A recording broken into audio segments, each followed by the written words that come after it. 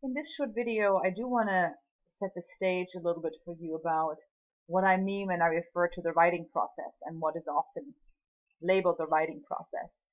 And I'd like to start off with a quote from one of my favorite writers, Dorothy Parker, who was an American poet, writer, critic, and satirist. She's published a lot in the New Yorker, and some other New York-based journals and magazines in the early 20th century.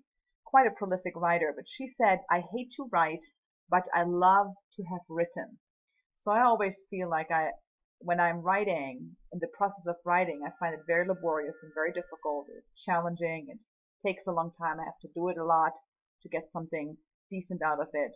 But when I look back at my accomplished work and I've polished it and revised it and all, I really enjoy the product. So I wish I could get there a little bit more easily, but unfortunately I haven't found the magic wand, and neither am I offering you a magic wand. But what I am offering you is a process and some steps to follow to be successful when writing in the nursing program.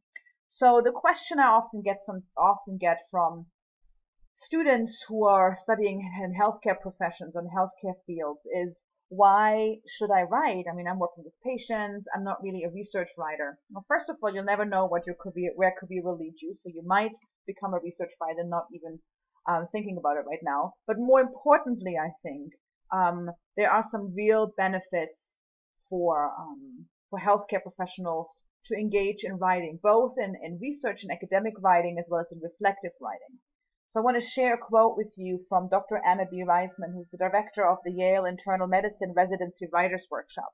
And so she says, "For me personally, writing has been a way to understand myself and to think through experiences. If I'm writing an essay about an experience, trying to get it right forces me to really look at it deeply in a way that I might not do if I'm just running through it in my head. And when we're teaching residents, they start to understand that also."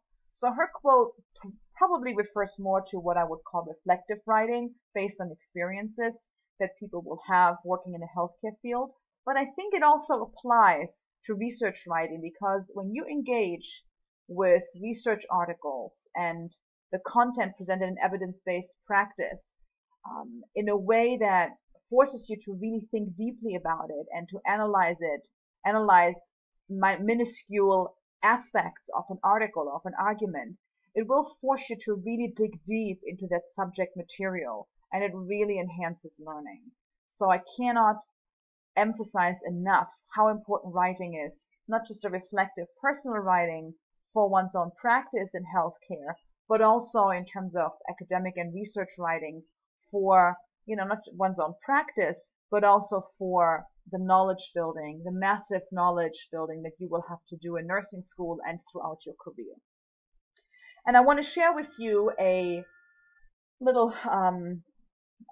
graphic on the writing process, how it's often broken down into 5 distinct phases. You have the phase of pre-writing, planning and organizing, drafting, revising and editing, and then the final draft.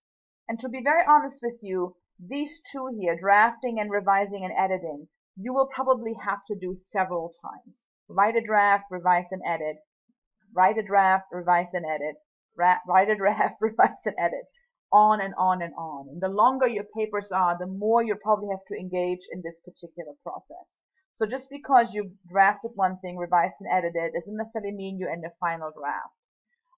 I often feel that students submit to me their first drafts in classes, and I wish they would have taken some time to really revise. Now that of course requires some planning, so give yourself enough time that you can revise your drafts, and be okay with that you have to revise. It's perfectly fine. The best writers whom I know and have worked with, and from what I understand from interviews with really famous writers, revise and edit constantly. Which leads me to my last slide and one of my favorite quotes of one of my favorite writers, James Michener, who's a Pulitzer Prize-winning American author. He's written books like The Chesapeake, and then so his books are always fiction, but they're set in geographical environments and really based on sort of realities of those circumstances. Really interesting work if you're looking for some summer reading at some point. But he always said about himself, "I'm not a very good writer, but I'm an excellent rewriter." And I love the focus on the rewriting, right? And when I started off, it just was hard for me to even think to having to do it more than once. But I really want to encourage you, become comfortable with revising your work and writing several drafts. It will pay off in the end manifold.